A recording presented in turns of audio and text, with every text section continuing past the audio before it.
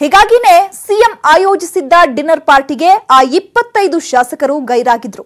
ಹಾಗಾದ್ರೆ ಆ 25 ಅತೃಪ್ತರ ಮುಂದಿನ ನಡೆ ಏನು? ಇಲ್ಲಿದೆ ನೋಡಿ ಕಂಪ್ಲೀಟ್ ರಿಪೋರ್ಟ್. ಸಿಎಂ ಬಿಎಸ್ವೈಗೆ ಸಂಕಷ್ಟದ ಮೇಲೆ ಸಂಕಷ್ಟ, ಸವಾಲಿನ ಮೇಲೆ ಸವಾಲು ಎದುರಾಗ್ತಿದೆ. ಸಮಸ್ಯೆಗಳನ್ನ ಹೇಗೆ ಪರಿಹರಿಸಿಕೊಳ್ಳಬೇಕು ಅನ್ನೋ ಗೊಂದಲ, ಚಿಂತೆಯಲ್ಲಿ ಮುಳುಗಿದ್ದಾರೆ. ಮಂಗಳವಾರ ರಾತ್ರಿ ಸಿಎಂ ಆಯೋಜಿಸಿದ್ದ ಭೋಜನ ಕೂಟಕ್ಕೆ 25ಕ್ಕೂ ಹೆಚ್ಚು ಪಕ್ಷನಿಷ್ಠ ಶಾಸಕರು ಗೈರಾಗಿರೋದು ಸಿಎಂಗೆ ನುಂಗಲಾರದ ತುತ್ತಾಗಿ ಪರಿಣಮಿಸಿದೆ.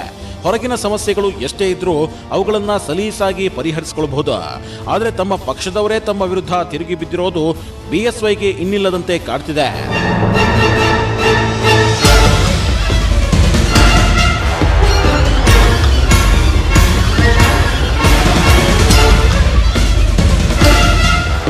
ಇನ್ನು ಬಿಎಸ್ವೈ ವಿರುದ್ಧ ಮುನಿಸಿಕೊಂಡಿರೋ ಆ 25 ಪಕ್ಷನಿಷ್ಠ ಶಾಸಕರ ಆ ಮುನಿಸಿಗೆ ಕಾರಣ ಏನು ಅಂತ ನೋಡೋದಾದ್ರೆ, ಮೊದಲನೇದಾಗಿ ಕೇಂದ್ರದಲ್ಲಿರೋ ಪ್ರಧಾನಿ ನರೇಂದ್ರ ಮೋದಿ ನೇತೃತ್ವದ ಸರ್ಕಾರದ ಮಾದರಿಯಲ್ಲಿ ಕರ್ನಾಟಕದಲ್ಲಿ ಬಿಜೆಪಿ ಸರ್ಕಾರದ ಆಡಳಿತ ನಡೀತಿಲ್ಲ.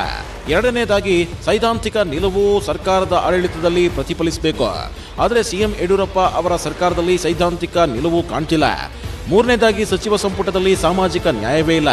ನಾಲ್ಕನೇ ವಿಷಯ, ನಿಗಮ ಮಂಡಳಿಗಳಿಗೆ ಕಾರ್ಯಕರ್ತರಿಗೆ ಅವಕಾಶವೇ ಇಲ್ಲ. ನಿಗಮ ಮಂಡಳಿಗಳ ನೇಮಕಾತಿಯಲ್ಲಿ ಪಕ್ಷದ ನಿಷ್ಠಾವಂತ ಕಾರ್ಯಕರ್ತರನ್ನ ಕಡೆಗಣಿಸಲಾಗಿದೆ. ಇನ್ನು ಕೊನೆಯದಾಗಿ ಪಕ್ಷದಲ್ಲಿ ಹಿರಿಯರನ್ನ ನಿರಂತರವಾಗಿ ಕಡೆಗಣಿಸಲಾಗ್ತಿದೆ. ಹೀಗಾಗಿ 2023ರ ಚುನಾವಣೆ ವೇಳೆಗೆ ಎರಡನೇ ಹಂತದ ನಾಯಕರ ಬೆಳವಣಿಗೆ ಆಗಬೇಕು ಅನ್ನೋದು ಪಕ್ಷ ನಿಷ್ಠಾವಂತ ನಾಯಕರ ಅಭಿಪ್ರಾಯ. ಈ ವಿಚಾರವನ್ನ ದಿಲ್ಲಿ ನಾಯಕರ ಕಿವಿಗೆ ಹಾಕೋಕೆ ರಾಜ್ಯ ಬಿಜೆಪಿಯಲ್ಲಿ ಸದ್ದಿಲ್ಲದೆ ಸಿದ್ಧತೆಗಳು ನಡೀತಾ ಇವೆ.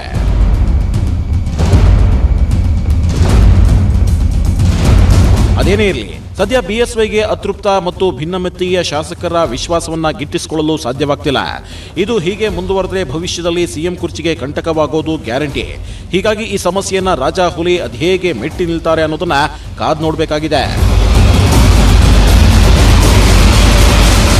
ನೋಡಿದ್ರಲ್ಲ, ಸಿಎಂ ಬಿಎಸ್ವೈರನ್ನ ಕಟ್ಟಿ ಹಾಕೋಕೆ ಅದಂಥ ಬಲೆ ನಿರ್ಮಾಣವಾಗಿದೆ ಅನ್ನೋದನ್ನ. ಹೀಗಾಗಿ ಬಿಎಸ್ವೈ ಈ ಬಲೆಯನ್ನ ಹೇಗೆ ಭೇದಿಸಿ ಹೊರಬರ್ತಾರೆ ಅನ್ನೋದೇ ಸದ್ಯದ ಕುತೂಹಲ. ಇದಾಗಿತ್ತು ಈ ಹೊತ್ತಿನ ವಿಶೇಷ. ನೋಡ್ತಾ ಇರಿ ನ್ಯೂಸ್ 18 ಕನ್ನಡ. ಜಾಲ ನಮ್ಮದು, ಬಲ ನಿಮ್ಮದು.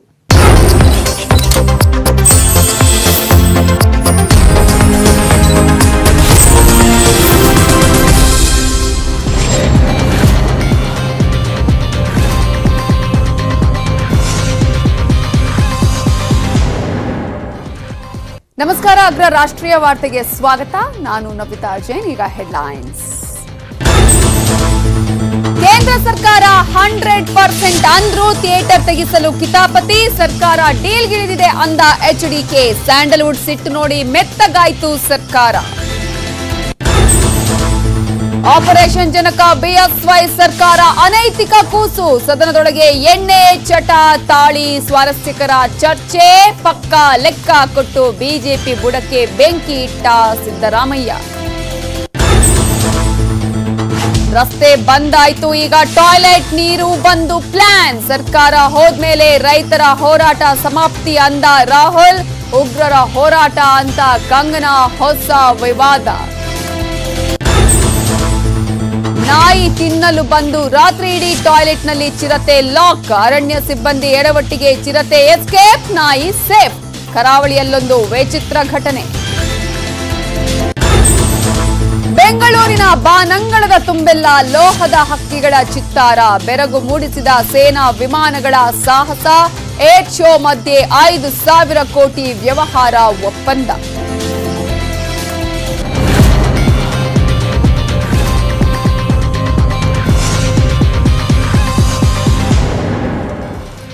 ಸಿದ್ದರಾಮಯ್ಯ ಅವರನ್ನ ಕೆಣಕಿ ಉಳಿದವರುಂಟೆ? ಖಂಡಿತ ಇಲ್ಲ. ಸಿದ್ದರಾಮಯ್ಯ ಮಾತಿಗಿಳಿದ್ರೆ ಯಡಿಯೂರಪ್ಪನವರೂ ಮಾತಾಡಲ್ಲ, ಸ್ಪೀಕರು ಮಾತಾಡಲ್ಲ, ಸಚಿವರು ಶಾಸಕರು ಯಾರೂ ಉಸಿರು ಬಿಡ್ಲಿಲ್ಲ. ಇವತ್ತು ಆಗಿದ್ದು ಅದೇ. ಎಣ್ಣೆ ಮ್ಯಾಟ್ರಿಂದ ಹಿಡಿದು ಯಮಲೋಕದವರೆಗೂ, ರಸಿಕತೆಯಿಂದ ಹಿಡಿದು ರೈತರವರೆಗೂ, ಅನೈತಿಕ ಶಿಶುವಿನಿಂದ ಹಿಡಿದು ಹಾಲು ಸೀರೆ ತಾಳಿ ವಿಷಯದಲ್ಲೂ ಸಿದ್ದರಾಮಯ್ಯ ಸರ್ಕಾರಕ್ಕೆ ಪಂಚ್ ಕೊಟ್ರು.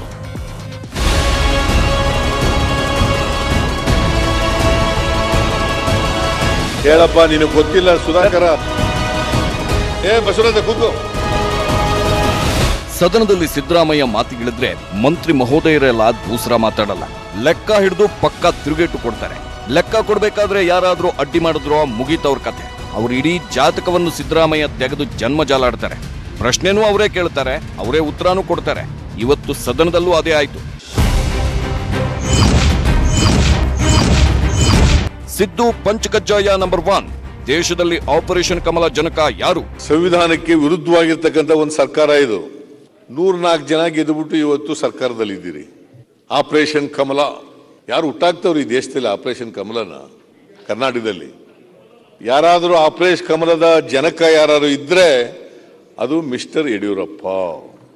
ಶಾಸಕರನ್ನ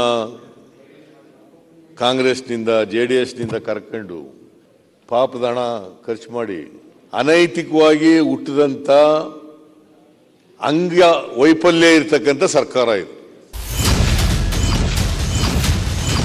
ಸಿದ್ದು ಪಂಚಕಜ್ಜಾಯ number 2. Yediyurappa Dakota bus driver. ಇವ್ರ ಸರ್ಕಾರ ಏನಾಗಿದೆ? ಟೇಕ್ ಆಫ್ ಅಲ್ಲ, ಆಫೇ ಆಗ್ಬಿಟ್ಟದೆ. 18 ತಿಂಗಳುಗಳಾಯ್ತು ಇವ್ರ ಸರ್ಕಾರ ಬಂದು. ಯಡಿಯೂರಪ್ಪನವರು ಆ ಬಸ್ಸು, ಆ ಡಕೋಟಾ ಬಸ್ಸಿನ ಮೇಲೆ ಕೂತ್ಕೊಂಡು ಇವ್ರಿಗೆ ಬಸ್ ಓಡ್ಸೋಕ್ಕೂ ಬರೋಲ್ದು. ಆಮೇಲೆ ಬೇರೆ ಎಲ್ಲಾ ಕಡೆಯಿಂದ 4-5 ಕಡೆಯಿಂದ ಈ ಕಾಲು ಹಿಡ್ಕೊ ಎಳಿತಾರೆ ಯಡಿಯೂರಪ್ಪನಿಗೆ. Bus driving ಬರೋಲ್ದು. ಮತ್ತೆ ಆಫ್ ಆಗ್ಬಿಟ್ಟದೆ. ಗೇರ್ ಹೆಂಗ್ ಹಾಕಿ ಆಫ್ ಆಗ್ಬಿಟ್ಟದೆ. ಗೇರೆ ಕಿತ್ಕೆ ಬಂದ್ಬಿಡ್ತದಲ್ಲ. ಸಿದ್ದು ಪಂಚಕಜ್ಜಾಯ ನಂಬರ್ 3. ಸಿದ್ದು ಲಿಂಬಾವಳಿ ಎಣ್ಣೆ ಪಾರ್ಟಿ ಮ್ಯಾಟ್ರು. ಇತ್ತೀಚೆಗೆ ಒಳಗೆ ಬಂದಿದ್ದೀನಿ. ಟೀ ಟೋಟ್ಲರ ನೀವು? ಸರ್, ಟೀ ಟೋಟ್ಲರ ಯಾವತ್ತು ಕುಡ್ದಿಲ್ವಾ? ಯಾವುದು? ವಿಸ್ಕಿ ಕುಡ್ದಿಲ್ವೇನ್ರಿ? ನಿಮಗೆ ಗೊತ್ತಿದೆಯಲ್ಲ ಸರ್. ನಂಗೆ ಗೊತ್ತಿಲ್ಲಪ್ಪ. ನನಗೆ ಗೊತ್ತಿದ್ರೆ ಒಂದ್ಸಾರಿ ಸೇರಿದ್ದು ಅಲ್ಲ. ಹೌದು, ಅದಕ್ಕೆ ಹೇಳಿದ್ದು ನಿಮ್ಗೆ ಗೊತ್ತು. ಶ್ರೀನಿವಾಸ್ ಮನೇಲಿ ಸೇರಿದ್ದು ಅಲ್ಲ ಒಂದ್ಸಾರಿ. ಕುಡ್ದಿಯಾ? ಇಲ್ಲ ನಂಗೆ ಗೊತ್ತಾಗ್ಲಿಲ್ಲ, ಮರ್ತು ಬಿಟ್ಟಿದ್ದೀನಿ. ಅಲ್ಲ, ನಾನು ವಾಪಸ್ ಬರೋನಲ್ಲ.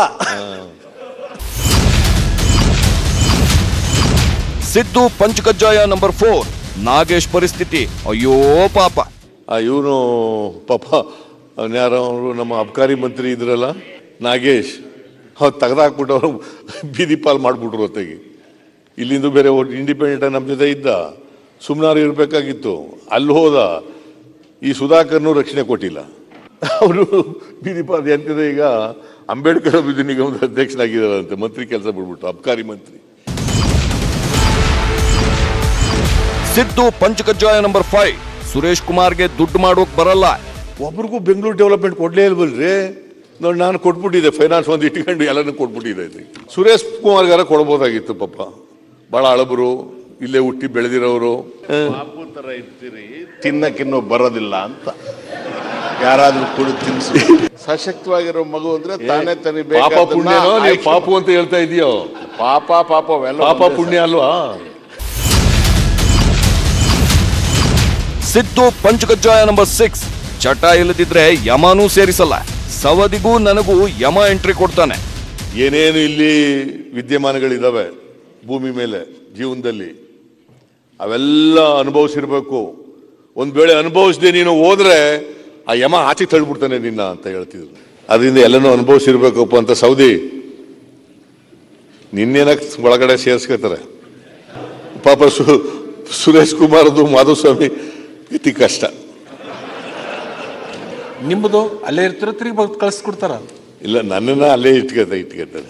ಯಾಕಂದ್ರೆ ನಾನು ಏನೇನು ಇಲ್ಲಿ ಸಿಗ್ತವೆ ಅವೆಲ್ಲನೂ ಅನುಭವಿಸಿದ್ದೀನಿ. ಮನುಷ್ಯ ಉಪಯೋಗಿಸ ಅಂತದ್ದು. ಮನುಷ್ಯ ಇವರ್ ಆಲ್ಸೋ ನನ್ನ ಕ್ಯಾಟಗರಿಲೇ ಇರೋದಲ್ವಾ?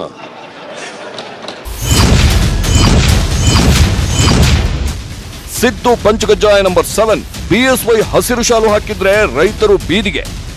ಮುಖ್ಯಮಂತ್ರಿಗಳು ಯಾವಾಗಲೂ ಪ್ರಮಾಣ ವಚನ ತಗೊಳ್ಳುವಾಗ ಹಸಿರು ಶಾಲ ಹಾಕತ್ತಾರೆ. ಅಂದ್ರೆ ನಾವು ರೈತರ ಪರ ಇದ್ದೀವಿ, ನಾವು ರೈತ ಹೋರಾಟಗಾರರು. ಕೊರೋನಾ ಬಂದಿರೋ ಟೈಮ್ನಲ್ಲೇ ಈ ಕಾನೂನುಗಳು ಮಾಡಬೇಕಾಗಿತ್ತ? ಎಲ್ಲ ಕರಾಳ ಕಾನೂನುಗಳು. ಆಗ 2008ರಲ್ಲಿ ಆಗೊಂದ್ಸಾರಿ ಶಾಲಾ ಹಾಕಂದ್ ಮುಖ್ಯಮಂತ್ರಿ ಆದ್ರು, 2 ರೈತರನ್ನ ಸಾಯಿಸ್ಬಿಟ್ರು ಗೊಬ್ಬರ ಬೀಜ ಕೇಳೋದಕ್ಕೆ. ಈಗಾದ್ರೂ ಈ ಕಾನೂನುಗಳು ತಂದು ಇಟ್ಬಿಟ್ಟಿದ್ದಾರೆ. ಸಿದ್ದು ಪಂಚಕಜ್ಜಾಯ ನಂಬರ್ 8. ಏನಮ್ಮ ತಾಯಿ ಶಶಿಕಲಾ ಜೊಲ್ಲೆ, ಲೆಕ್ಕ ಕೊಡು. ಮಹಿಳಾ ಮತ್ತು ಮಕ್ಕಳ ಕಲ್ಯಾಣ ಮಂತ್ರಿಗಳು ಹೇಳ್ಬೇಕು, ಮಹಿಳೆಯರಿಗೆ 2 ಲಕ್ಷದವರೆಗೆ 1 ಬಡ್ಡಿ ದರದಲ್ಲಿ ಸಾಲ, 1 ರೂಪಾಯಿ ಬಡ್ಡಿ. BPL ಮಹಿಳೆಯರಿಗೆ ಉಚಿತ ಸ್ಮಾರ್ಟ್ ಫೋನ್ ಕೊಡ್ಸಿದೇನಮ್ಮ ತಾಯಿ. ತಾಯಿ ಅಂದ್ರೆ ಕೋಪಿಸ್ಕೊಂಡ್ಬಿಡಿ, ನಮ್ಮ ಕಡೆ ತಾಯಿ ಅಂದ್ರೆ ಅಮ್ಮನಿಗೆ ಸಮಾನ ಅಂತ. 10,000 ಕೋಟಿ ರೂಪಾಯಿನಲ್ಲಿ ಸ್ತ್ರೀ ಉನ್ನತ ನಿಧಿ ಇವರು ಭರವಸೆ ಕೊಟ್ಟು 2 ವರ್ಷ ಆಯ್ತು. ಈ ವರ್ಷ ಮುಗೀತು, ಫೈನಾನ್ಷಿಯಲ್ ಇಯರ್ ಮುಗಿತಾ ಬಂತು. ಸಿದ್ದು ಪಂಚಕಜ್ಜಾಯ ನಂಬರ್ 9 ಕುರಿ ಕೋಣ ಮ್ಯಾಟ್ರು ಹಾಲಿ ಮಾಜಿ ಫೈಟು. ಕುರಿ ಸತ್ರೆ 5,000 ಕೊಡ್ತೀವಿ ಅದಕ್ಕೆ ಕುರಿಯಾಗಿ ಬಿಟ್ಬಿಟ್ಟು ಮಾತಾಡ್ಲಿ ಬೇರೆ ಏನು ಕುರಿಗಾರರು ಅನ್ಯಾಯಕ್ಕೆ ಒಳಗಾಗದ? ಬರೀ ಕುರಿ ಅಷ್ಟೇ ಅಲ್ಲ, ಎಮ್ಮೆ ದನ ಎತ್ತು ಕೋಣ ಸತ್ರು ಕೂಡ 10,000 ರೂಪಾಯಿ ಕೊಡೋದಿತ್ತು ಅನುಗ್ರಹ ಕಾರ್ಯಕ್ರಮದಲ್ಲಿ. ಯಾಕೆ ನಿಲ್ಲಿಸ್ಬಿಟ್ಟಿದ್ದೀರಿ? ಸಿದ್ದು ಪಂಚಕಜ್ಜಾಯ ನಂಬರ್ 10 ಪೆಟ್ರೋಲ್ ಬೆಲೆ ಯಾಕ್ರಪ್ಪ ಜಾಸ್ತಿ ಮಾಡಿದ್ರಿ? 9 ರೂಪಾಯಿ 21 ಪೈಸೆಯಿಂದ 32 ರೂಪಾಯಿ 98 ಪೈಸೆಗೆ ಹೋಗಿದೆ. That means the difference is 23 ರೂಪಾಯಿ 77 ಪೈಸೆ 77 ಪೈಸೆ. ಯಾರನ್ನು ಸುಲಿಗೆ ಮಾಡ್ತಾ ಇರೋದು? ಯಾರ ಜೇಬಕ್ಕೆ ಕೈ ಹಾಕಿರೋದು? ಪೆಟ್ರೋಲ್ ಡೀಸೆಲ್ ಬೆಲೆ ಜಾಸ್ತಿ ಆಯ್ತು ಅಂತಂದ್ರೆ ಇನ್ಫ್ಲೇಷನ್ ಜಾಸ್ತಿ ಆಗುತ್ತೆ. ಇದಿಷ್ಟು ಸದನದಲ್ಲಿ ಸಿದ್ದರಾಮಯ್ಯ ಮಾತಿನ ವರಸೆಯ ಆಯ್ದ ತುಣುಕುಗಳಷ್ಟೇ. ಒಟ್ನಲ್ಲಿ ಇವತ್ತು ಇಡೀ ಸದನದಲ್ಲಿ ಎಷ್ಟು ಜನ ಮಾತಾಡಿದ್ರೋ ಇಲ್ವೋ ಗೊತ್ತಿಲ್ಲ, ಆದರೆ ಸಿದ್ದರಾಮಯ್ಯನವರೇ ಸದನದ ಅರ್ಧ ಸಮಯವನ್ನ ಸ್ವಾಹ ಮಾಡಿದ್ದಂತೂ ಸತ್ಯ. Bureau report, news 18 Kannada. ಕೇಂದ್ರ ಸರ್ಕಾರವೇ 100% ಥಿಯೇಟರ್ ಓಪನ್ಗೆ ಅವಕಾಶ ಕೊಟ್ಟಿದೆ. ಆದರೆ ದೇವರು ವರ ಕೊಟ್ಟರು ಪೂಜಾರಿ ಕೊಡಲ್ಲ ಅನ್ನುವ ತರ ರಾಜ್ಯ ಸರ್ಕಾರ 50% ರೂಲ್ಸ್ ಮಾಡ್ತು. ಯಾವಾಗ ಸ್ಯಾಂಡಲ್ವುಡ್ ನಾಯಕರು ಸಿಡಿದೆದ್ರೋ ಸರ್ಕಾರನೇ ಗಪ್ ಚುಪ್ಪಾಯ್ತು. ಮಾರ್ಕೆಟ್ನಲ್ಲಿ ಗಿಜಿಗಿಜಿ ಜನ, ಬಸ್ನಲ್ಲೂ ಫುಲ್ ರಶ್. ಚಿತ್ರಮಂದಿರಕ್ಕೆ ಏಕೆ %50 ನಿರ್ಬಂಧ. ಆ ಒಂದು ಸ್ಲೋಗನ್ ಫೇಸ್ಬುಕ್, ಟ್ವಿಟರ್, ಇನ್ಸ್ಟಾಗ್ರಾಂನಲ್ಲಿ ಫುಲ್ ವೈರಲ್ ಆಗಿತ್ತು. ಧ್ರುವ ಸರ್ಜಾ ಮಾಡಿದ್ದ ಆ ಟ್ವೀಟ್ನಿಂದ ಇಡೀ ಸ್ಯಾಂಡಲ್ವುಡ್ ಒಗ್ಗಟ್ಟಾಯ್ತು. ಸಿನಿಮಾ ಥಿಯೇಟರ್ಗಳಲ್ಲಿ ಏಕೆ %100 ಪ್ರೇಕ್ಷಕರನ್ನ ಅನುಮತಿ ನೀಡ್ತಿಲ್ಲ, ಅನುಮತಿ ಕೊಡಿ ಅನ್ನೋ ಅಭಿಯಾನ ಟ್ರೆಂಡ್ ಆಯ್ತು. ಶಿವರಾಜ್ ಕುಮಾರ್, ಪುನೀತ್, ಡಾಲಿ, ರಕ್ಷಿತ್ ಶೆಟ್ಟಿ ಟ್ವೀಟ್ ಮಾಡಿದ್ರು. ಸರ್ಕಾರದ ಡಬಲ್ ಸ್ಟ್ಯಾಂಡರ್ಡ್ ಪ್ರಶ್ನಿಸಿದ್ರು.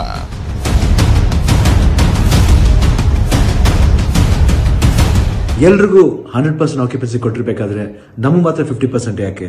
ನಮಗೂ 100% ಆಕ್ಯುಪೆನ್ಸಿ ಬೇಕೇ ಬೇಕು. ಇಂಡಸ್ಟ್ರಿಗೋಸ್ಕರ ನಾವೆಲ್ಲರೂ ಜೊತೆಲಿದ್ದೀವಿ. ಸರ್ಕಾರದ ನಿರ್ಧಾರ ಬದಲಾಗಲೇಬೇಕು. ಜೈ ಹಿಂದ್, ಜೈ ಕರ್ನಾಟಕ. ಒಂದ್ ಕಣ್ಣಿಗೆ ಬೆಣ್ಣೆ, ಇನ್ನೊಂದು ಕಣ್ಣಿಗೆ ಸುಣ್ಣ. ಯಾ ನ್ಯಾಯ ಹೇಳಿ? ಸ್ಯಾಂಡಲ್ವುಡ್ ಮಂದಿಯ ಈ ಅಭಿಯಾನಕ್ಕೆ ಸಿನಿ ನಂಟಿರೋ ರಾಜಕಾರಣಿಗಳು ಸ್ಪಂದಿಸಿದ್ರು. ತಮಿಳುನಾಡು, ಆಂಧ್ರ ಪ್ರದೇಶದಲ್ಲಿ 100% ಬಿಟ್ಟಂತ ಸಂದರ್ಭದಲ್ಲಿ ಮುಖ್ಯಮಂತ್ರಿಗಳಲ್ಲಿ ಚಿತ್ರರಂಗ ಪರವಾಗಿ ವಿನಂತಿಯನ್ನ ಮಾಡಿದ್ದೆ. ನನ್ನ ದೃಷ್ಟಿಯಲ್ಲಿ ಇವತ್ತು ಚಿತ್ರರಂಗ ಸಂಪೂರ್ಣ ಕೊಚ್ಚೋಗಿದೆ. ಥಿಯೇಟರ್ನಲ್ಲಿ 100% ಬಿಡೋದು ಉತ್ತಮ ಅನ್ನುವಂಥದ್ದು ನನ್ನ ಭಾವನೆಯನ್ನ ನಾನು ವ್ಯಕ್ತಪಡಿಸ್ತೀನಿ. ತಮಿಳುನಾಡು ಮತ್ತೆ ರೆಸ್ಟ್ ಆಫ್ ದ ಏರಿಯಾಸ್ ಅಲ್ಲಿ 100% ಬೇರೆ ಫಿಲ್ಮ್ಸ್ ಎಲ್ಲವೂ ಕೂಡ 100% ನಡೀತಾ ಇರ್ಬೇಕಾದ್ರೆ ಕನ್ನಡ ಇಂಡಸ್ಟ್ರಿನಲ್ಲಿ ಈ ತರ ಮಾಡ್ತಕ್ಕಂಥದ್ದು ನಮಗೆ ಇಂಡಸ್ಟ್ರಿ ಈಗಾಗಲೇ ಬಹಳಷ್ಟು ಹೊಡೆತ ತಿಂದಿದೆ. ಹಾಗಾಗಿ ಸಿನಿಮಾ ಇಂಡಸ್ಟ್ರಿಗೆ ಇಮಿಡಿಯೇಟ್ ಆಗಿ 100% ಕೊಡಬೇಕು ಅಂತ ಹೇಳಿ ನನ್ನ ಒತ್ತಾಯ ಇದೆ. ಸಾರ್ವಜನಿಕವಾಗಿ ಜನ ಸ್ವೇಚ್ಛಾಚಾರವಾಗಿ ಓಡಾಡ್ತಾ ಇದ್ದಾರೆ. ಥಿಯೇಟರ್ಗಳು ಓಪನ್ ಮಾಡಬೇಕು ಅಂತಕ್ಕಂಥ ತೀರ್ಮಾನ ಆದ್ಮೇಲೆ ಕೇಂದ್ರ ಸರ್ಕಾರವು 100% ಪ್ರವೇಶ ಕೊಡಬಹುದು ಅಂತ ತೀರ್ಮಾನ ಮಾಡದ ಮೇಲೆ ಮತ್ತಿದ್ ಯಾತಕ್ಕೆ 50% ಅಂತ ಇಳಿಕೆ ಮಾಡಿದ್ರು? ಏನಾದ್ರು ಥಿಯೇಟರ್ ಮಾಲೀಕರೆಲ್ಲ ಕಲೆಕ್ಷನ್ ಮಾಡಿ ಏನಾದ್ರು ದುಡ್ಡು ಕೊಡ್ಲಿ ಅಂತ ಮಾಡ್ಕೊಂಡವ್ರ? ಯಾವ ಕಾರಣಕ್ಕೋಸ್ಕರವಾಗಿ ಇಲ್ಲಿ ರಾಜ್ಯ ಸರ್ಕಾರ ಈ ನಿರ್ಧಾರ ಮಾಡ್ಕೊಂಡವ್ರೆ ನನಗಂತೂ ಗೊತ್ತಿಲ್ಲ. ಸ್ಯಾಂಡಲ್ವುಡ್ ಸಿಟ್ಟಿಗೆ ಸರ್ಕಾರ ಸುಸ್ತು. ಸಿನಿ ಗಣ್ಯರೊಂದಿಗೆ ದಿಢೀರ್ ಸಭೆ.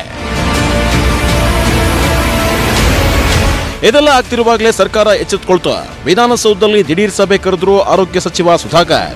ಸಿನಿ ಗಣ್ಯರು, ತಾಂತ್ರಿಕ ಸಮಿತಿ ಸದಸ್ಯರೊಂದಿಗೆ ಸಭೆ ನಡೆಯಿತು. ಸಿನಿಮಾ ಮಾರ್ಗಸೂಚಿ ಬಗ್ಗೆ ಅಸಮಾಧಾನಗೊಂಡರು ಸುಧಾಕರ್. ಅಧಿಕಾರಿಗಳ ಪ್ರಮಾದದಿಂದ ಮಾರ್ಗಸೂಚಿ ಆಗಿದೆ, ಸರಿಪಡಿಸ್ತೀನಿ ಅಂದ್ರು. ಸ್ಯಾಂಡಲ್ವುಡ್ ಒತ್ತಡಕ್ಕೆ ಮಣಿದ ಸರ್ಕಾರ. ಶುಕ್ರವಾರದಿಂದ ಥಿಯೇಟರ್ ಹೌಸ್ಫುಲ್. ಮೀಟಿಂಗ್ನಲ್ಲಿ ಎಲ್ಲವೂ ಚರ್ಚೆಯಾದ ಬಳಿಕ ಶುಕ್ರವಾರದಿಂದ ಥಿಯೇಟರ್ಗಳ ಭರ್ತಿಗೆ ಸರ್ಕಾರ ಸೂಚನೆ ನೀಡಿತು. ನಾಳೆ ಸಂಜೆಯೊಳಗೆ ಈ ಬಗ್ಗೆ ಮಾರ್ಗಸೂಚಿ ಬಿಡುಗಡೆ ಮಾಡಿ ಶುಕ್ರವಾರದಿಂದ ಥಿಯೇಟರ್ ಭರ್ತಿಗೆ ಅನುವು ಮಾಡಿಕೊಡಲಾಯಿತು.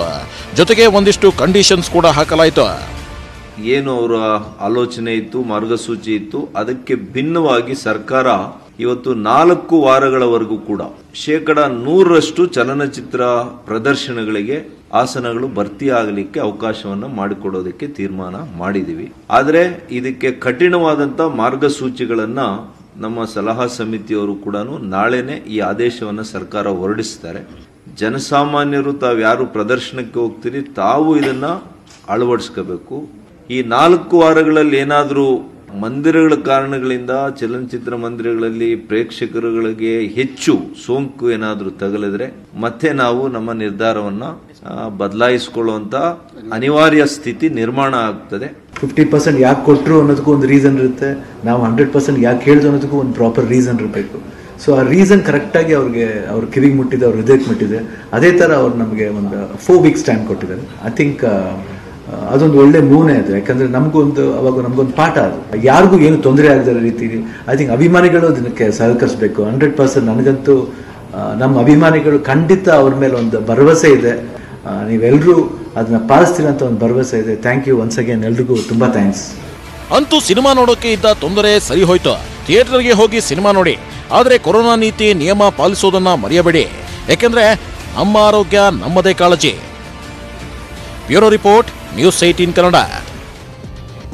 ಬಿಜೆಪಿ ಸರ್ಕಾರ ಹೋಗುವವರೆಗೂ ರೈತರು ಹೋರಾಟ ಬಿಡಲ್ವಂತೆ, ಹೀಗಂತ ಹೇಳಿದ್ರು ರಾಹುಲ್ ಗಾಂಧಿ. ಇನ್ನೊಂದ್ ಕಡೆ ಹೋರಾಟ ಮಾಡ್ತಿರೋರು ರೈತರಲ್ಲ ಉಗ್ರರು ಅಂತ ಬಾಲಿವುಡ್ ಬೆಡಗಿ ಸ್ಟೇಟ್ಮೆಂಟ್ ಕೊಟ್ಟವ್ರೆ. ಈಗ ಕೇಂದ್ರ ಸರ್ಕಾರ ಮಾತುಕತೆ ಮಾಡಲ್ಲ ಅಂತ ಹೇಳ್ತಾ ಇದೆ. ದೆಹಲಿಯಲ್ಲಿ ರೈತರ ಹೋರಾಟ ಮಿತಿ ಮೀರಿ ಹೋಗ್ತಿದೆ. ದೆಹಲಿಯ ರಸ್ತೆಗಳಲ್ಲೂ ಮುಳ್ಳು ತಂತಿಗಳು, ಬ್ಯಾರಿಕೇಡ್ಗಳು, ಸಿಮೆಂಟ್ ಗೋಡೆಗಳ ನಿರ್ಮಾಣ ಆಗ್ತಿದೆ. ರಸ್ತೆಗೆ ಮೊಳೆಯಿಟ್ಟು ಟ್ರ್ಯಾಕ್ಟರ್ಗಳನ್ನ ತಡೆಯೋ ಕೆಲಸನೂ ಆಗ್ತಿದೆ. ಕೇಂದ್ರ ಸರ್ಕಾರ 3 ಕೃಷಿ ಕಾನೂನು ತಂದು ಮರಣ ಶಾಸನ ಬರೆದಿದೆ ಅಂತಿರೋ ರೈತರು ಮಾತುಕತೆಗೂ ಒಪ್ತಿಲ್ಲ. ಹೋರಾಟಗಾರರು ರೈತರಲ್ಲ, ಉಗ್ರರು. ಬಾಲಿವುಡ್ ನಟಿ ಕಂಗನಾ ಹೊಸ ಹೇಳಿಕೆ. ದೆಹಲಿ ರೈತರ ಪ್ರತಿಭಟನೆಗೆ ಈಗ ವಿದೇಶಗಳಿಂದಲೂ ನೈತಿಕ ಬೆಂಬಲ ಸಿಗ್ತಿದೆ. ಅಂತಾರಾಷ್ಟ್ರೀಯ ಪಾಪ್ ಗಾಯಕಿ ರಿಹಾನಾ ಸೇರಿದಂತೆ ವಿದೇಶಿ ಗಣ್ಯರು ರೈತರ ಪ್ರತಿಭಟನೆ ಬಗ್ಗೆ ಯಾಕೆ ಮಾತನಾಡ್ತಿಲ್ಲ ಅಂತ ಕೇಂದ್ರ ಸರ್ಕಾರಕ್ಕೆ ಟ್ವಿಟರ್ನಲ್ಲಿ ಪ್ರಶ್ನೆ ಮಾಡಿದ್ರು. ಇದಕ್ಕೆ ಬಾಲಿವುಡ್ ನಟಿ ಕಂಗನಾ ರಣಾವತ್ ಉತ್ತರ ಕೊಡೋಕೆ ಹೋಗಿ ಹೊಸ ವಿವಾದವನ್ನ ಮೈ ಮೇಲೆ ಎಳೆದುಕೊಂಡ್ರು. ದೆಹಲಿ ಪ್ರತಿಭಟನೆ ಬಗ್ಗೆ ಯಾರೂ ಮಾತಾಡಲ್ಲ, ಯಾಕಂದ್ರೆ ಅವರು ರೈತರಲ್ಲ, ಅವರು ಭಾರತವನ್ನ ವಿಭಜಿಸಲು ಪ್ರಯತ್ನಿಸುತ್ತಿರುವ ಉಗ್ರರು. ಚೀನಾ ನಮ್ಮ ದುರ್ಬಲ ಮುರಿದ ರಾಷ್ಟ್ರವನ್ನ ಸ್ವಾಧೀನಪಡಿಸಿಕೊಳ್ಳಬಹುದು ಮತ್ತು ಅದನ್ನ ಯುಎಸ್ಎಯಂತೆಯೇ ಚೀನಿ ವಶ ಮಾಡಿಕೊಳ್ಳಬಹುದು ಎಂಬ ಲೆಕ್ಕಾಚಾರ. ಇದನ್ನ ಅರಿಯದ ಮೂರ್ಖರೇ, ನೀವು ಸುಮ್ಮನೆ ಕುಳಿತುಕೊಳ್ಳಿ. ನಿಮ್ಮಂತೆಯೇ ನಾವು ನಮ್ಮ ರಾಷ್ಟ್ರವನ್ನ ಮಾರಾಟ ಮಾಡ್ತಿಲ್ಲ. ಹೀಗೆ ಪಾಪ್ ಗಾಯಕಿಗೆ ನಟಿ ಕಂಗನಾ ರಣಾವತ್ ಟ್ವೀಟ್ಗೆ ತಿರುಗೇಟು ಕೊಟ್ರು. ಆದ್ರೆ ಹೋರಾಟ ಮಾಡ್ತಿರೋದೇ ರೈತರು, ಉಗ್ರರಲ್ಲ ಅಂತ ಪ್ರತಿಭಟನಾ ನಿರತರು ಸಿಟ್ಟು ಹೊರಹಾಕಿದ್ರು. ಇನ್ನೊಂದ್ ಕಡೆ ಪ್ರತಿಪಕ್ಷಗಳು ರೈತರ ಹೋರಾಟಕ್ಕೆ ಕಿಚ್ಚು ಹಚ್ಚಿಸಿ ಮತ್ತೊಂದು ಶಾಹೀನ್ ಬಾಗ್ ಮಾಡ್ತಿದ್ದಾರೆ. ಇನ್ಮುಂದೆ ರೈತರ ಜೊತೆ ಅನೌಪಚಾರಿಕ ಮಾತುಕತೆ ನಡೆಸಲ್ಲ ಅಂತ ಕೃಷಿ ಸಚಿವ ನರೇಂದ್ರ ಸಿಂಗ್ ತೋಮರ್ ಓಪನ್ ಸ್ಟೇಟ್ಮೆಂಟ್ ಕೊಟ್ರು. ಫೆಬ್ರವರಿ 6ಕ್ಕೆ ದೇಶವ್ಯಾಪಿ ರೈತರ ದೆಹಲಿ ಚಲೋ. ಅಕ್ಟೋಬರ್ನಲ್ಲಿ 40 ಲಕ್ಷ ಟ್ರ್ಯಾಕ್ಟರ್ ರ್ಯಾಲಿ. ಫೆಬ್ರವರಿ 6ಕ್ಕೆ ಕರ್ನಾಟಕ ಸೇರಿದಂತೆ ದೇಶದ ಮೂಲೆ ಮೂಲೆಯಿಂದ ದೆಹಲಿಗೆ ರ್ಯಾಲಿ ಹೊರಡಲು ರೆಡಿಯಾಗ್ತಿದ್ದಾರೆ. ಇನ್ನೊಂದು ಕಡೆ ಅಕ್ಟೋಬರ್ವರೆಗೂ ಕಾಯ್ತೀವಿ, ಅಷ್ಟರೊಳಗೆ ಮಸೂದೆ ವಾಪಸ್ ಪಡೆಯದಿದ್ರೆ 40 ಲಕ್ಷ ಟ್ರ್ಯಾಕ್ಟರ್ ದೆಹಲಿ ಮೆರವಣಿಗೆ ಮಾಡ್ತೀವಿ ಅಂತ ಎಚ್ಚರಿಕೆ ಕೊಟ್ಟಿದ್ದಾರೆ. ಇನ್ನೊಂದು ಕಡೆ ಹೋರಾಟದಲ್ಲಿ ರೈತರೇ ಗೆಲ್ತಾರೆ ಅಂತ ರಾಹುಲ್ ಗಾಂಧಿ ಹೇಳಿರೋದು ರೈತರಿಗೆ ಹೋರಾಟಕ್ಕೆ ಇನ್ನಷ್ಟು ಕಿಚ್ಚು ಹಚ್ಚಿಸಿದೆ. ಕಿಸಾನ್ हिंदुस्तान की स्ट्रेंथ है, शक्ति है, और इसको दबाना, मारना, धमकाना सरकार का काम नहीं है. सरकार का काम किसान से बात करने का है और इस समस्या को रिजॉल्व करने का है. I feel that this issue needs to be resolved as soon as possible and the government needs to listen because किसान are not going away. किसानों को बहुत अच्छी तरह जानता हूं, ये नहीं जाएंगे, पीछे नहीं हटेंगे. अंत में सरकार को ही हटना पड़ेगा. फायदा है सबका कि आज हट जाए. 6ನೇ ತಾರೀಕು ರಾಷ್ಟ್ರಾದ್ಯಂತ 3 ಗಂಟೆಗಳ ಕಾಲ ರಾಷ್ಟ್ರೀಯ ಹೆದ್ದಾರಿಗಳ ಬಂದ್ ಮಾಡುವಂತ ಚಳುವಳಿಗೆ ಕರೆಯನ್ನು ಕೊಟ್ಟಿದ್ದಾರೆ. ಕರ್ನಾಟಕದಲ್ಲಿ ರಾಜ್ಯದಲ್ಲೂ ಕೂಡ ನಾವು ಅವರಿಗೆ ಜೊತೆಯಾಗಿ ನಿಲ್ಲಬೇಕು, ಅವರ ಹೋರಾಟವನ್ನು ಬೆಂಬಲಿಸಬೇಕು. ಒಟ್ನಲ್ಲಿ ಕೃಷಿ ಮಸೂದೆ ವಿರುದ್ಧದ ಪ್ರತಿಭಟನೆ ಹೊಸ ರೂಪ ಪಡೆದಿದ್ದು ದೆಹಲಿಯಲ್ಲಿ ಈಗಲೂ ಬೂದಿ ಮುಚ್ಚಿದ ಕೆಂಡದ ಪರಿಸ್ಥಿತಿ ನಿರ್ಮಾಣ ಆಗಿದೆ. Bureau report, news 18 Kannada. ಈಗ ಆತ್ಮನಿರ್ಭರತೆ ಇಡೀ ವಿಶ್ವವೇ ಬೆಂಗಳೂರಿನತ್ತ ತಿರುಗಿ ನೋಡ್ತು. ಇದಕ್ಕೆ ಕಾರಣ ಯಲಹಂಕದ ವಾಯುನೆಲೆಯಲ್ಲಿ ನಡೆದ ಏರ್ ಶೋ. ಬಾನಂಗಳದಲ್ಲಿ ನಡೆದ ಸೇನಾ ಶಕ್ತಿಯ ದೃಶ್ಯಗಳನ್ನ ನೋಡೋಣ. ಏರೋ ಇಂಡಿಯಾ 2021 ಅದ್ಧೂರಿಯಾಗಿ ಆರಂಭವಾಗಿದೆ.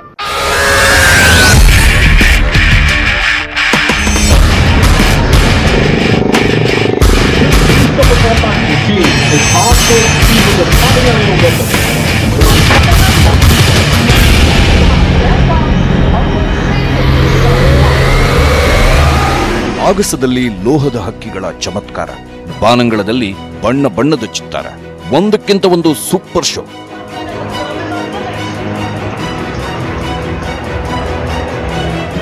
ಗಾಳಿಯನ್ನ ಸೀಳಿಕೊಂಡು ಮುನ್ನುಗ್ಗಿದ ಸೂರ್ಯಕಿರಣ, ನಾನೇನೂ ಕಡಿಮೆ ಇಲ್ಲವೆಂದು ಖರ್ಚಿಸಿದ ಸುಖೋಯ್, ಆಗಸದಲ್ಲಿ ಭೋರ್ಗರೆದ ರಫೇಲ್ ವಾರ್ಕ್ರಾಫ್ಟ್.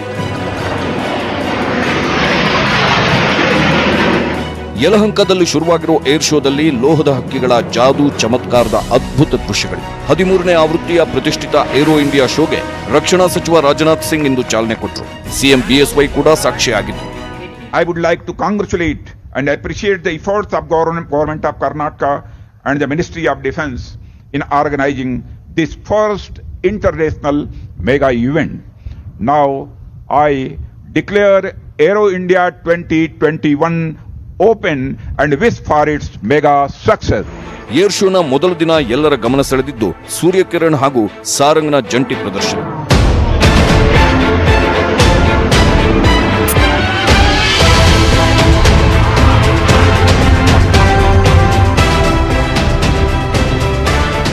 ತೇಜಸ್ ಯುದ್ಧ ವಿಮಾನದ ತೇಜಸ್ಸು ಹೆಚ್ಚಾಗಿದೆ. ಅಮೆರಿಕದ ಬೃಹದಾಕಾರದ B-1B ಬಾಂಬರ್ ಪಕ್ಕದಲ್ಲಿ ತೇಜಸ್ ಜೊತೆಯಾಗಿ ಹಾರಿದಾಗ ನೋಡೋದೇ ಮಜವಾಗಿತ್ತು.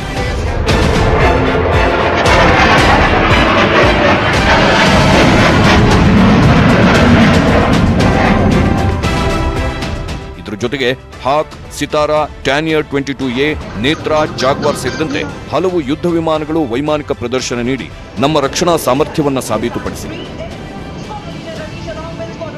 ಈ ಬಾರಿಯ ಏರ್ ಶೋನಲ್ಲಿ ಮೇಕ್ ಇನ್ ಇಂಡಿಯಾಗೆ ಒತ್ತು ನೀಡಲಾಗಿತ್ತು. ಎಕ್ಸಿಬಿಷನ್ ಸೆಂಟರ್ಗಳಲ್ಲಿ ಭಾರತೀಯ ಸ್ಟಾಲ್ಗಳೇ ಹೆಚ್ಚಾಗಿ ಕಂಡುಬಂತು. ಏರೋ ಇಂಡಿಯಾ 2021ರ ತುಂಬ ಸ್ವದೇಶಿ ಬಣ್ಣ ಎದ್ದು ಕಾಣುತ್ತಿತ್ತು.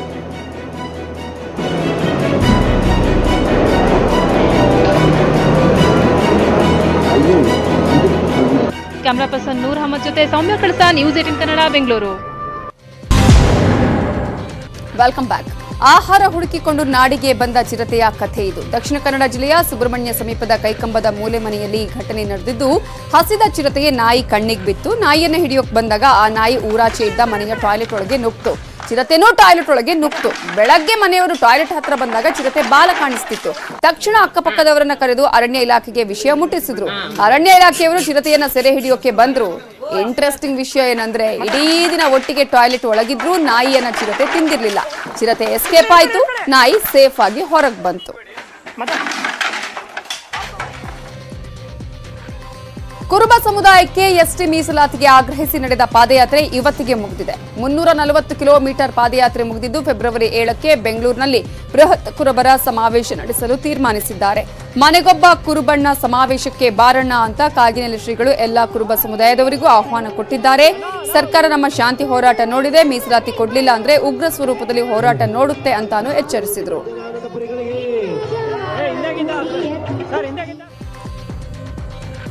ಇದು ಇವತ್ತಿನ ಅಗ್ರ ರಾಷ್ಟ್ರೀಯ ವಾರ್ತೆ. ಈಗ ಬಿಗ್ ಸ್ಟೋರಿ ಪ್ರಸಾರವಾಗುತ್ತೆ, ತಪ್ಪದೆ ನೋಡಿ. ನೋಡ್ತಾ ಇರಿ ನ್ಯೂಸ್ 18 ಕನ್ನಡ, ಜಾಲ ನಮ್ಮದು, ಬಲ ನಿಮ್ಮದು.